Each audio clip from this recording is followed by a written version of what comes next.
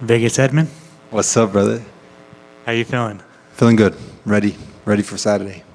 How was this training camp, man? And I feel like this matchup on paper, right, striker versus grappler, but do you think it's a little bit more than that?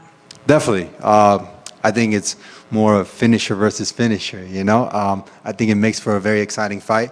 Training camp's been amazing. Going off of the last one, skill building on the last one. So, yeah, it's always been great. Now I'm ready.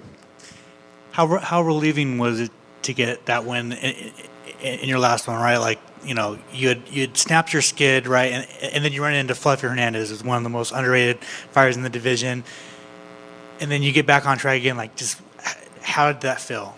Felt good. Felt good. Especially going through the adversity in that fight, coming back after he caught me with a good shot. But yeah, it was definitely a good learning experience for me. And yeah, now I'm here to do even better now. I'm sure you've heard, the criticism that's like, yeah, Edmund's going to hurt GM3 early, and then his gas tank's going to run out, and blah blah blah blah blah. So, are you ready to show the doubters even some more stuff? I haven't heard those before, but I'm ready for war. I can tell you that. Like I'm in prime shape. I'm in dog shape to be, going all the way strong. Who are some of your main training partners at this camp? The usual, the guys at Extreme always pushing me. There's a bunch of them to list them, but all the guys at Extreme, they've helped me a lot, and they're, always pushing the limits with me. And now that you've been at Extreme for a few years now, man, like, I guess how much has that really improved you and helped you grow as a fighter? It's helped me tremendously. A group of guys there that are always killers, and that come to 100% every time. It's awesome. And obviously we had the champ there, Sean, former champ. He's a good leader for the team as well. So yeah, it's a good group of guys that are always pushing each other.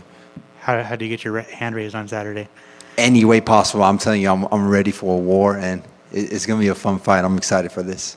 What do you think of Izzy and versus DDP? Oh man, I think Izzy looked really good coming into the fight. DDP, obviously he's a very unorthodox fighter, and the way he gets finishes and the way he gets wins is impressive. And I think I heard Dana say something yesterday. He was like, he's like a white man dancing.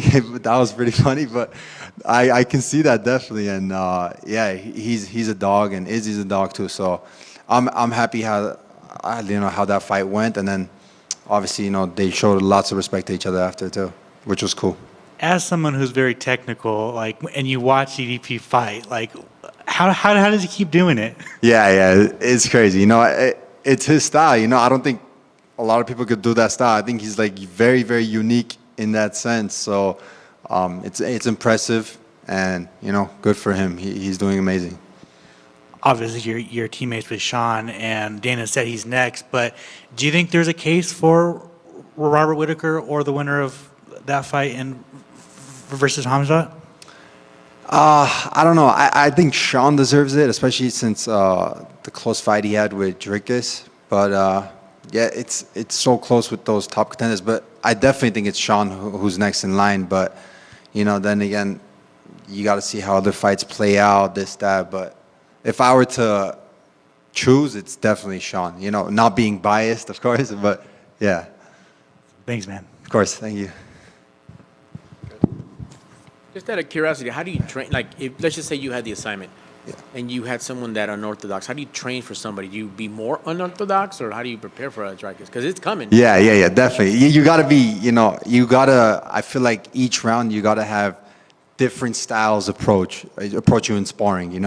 That's how I feel like you got to prepare for a guy like Drake, is different, styles every single round, because he could be a different type of fighter each round. So, yeah. For sure, man. And with your opponent that you have, what was the, he'll meet you in the middle. He'll bang if necessary, or, surprise you, and you'll try to surprise him. But what was the initial reaction when you got that contract? Oh, it's at home. guy I know. We got tape on. Let's go to work. Yeah, definitely. Yeah, I know he's a good fighter. He's had lots of fights in the UFC, like myself, and yeah, finisher versus finisher. I think it excites me. You know, it's an exciting fight, and these are the type of fights that really get me motivated to work even harder to show my skills against a guy like him.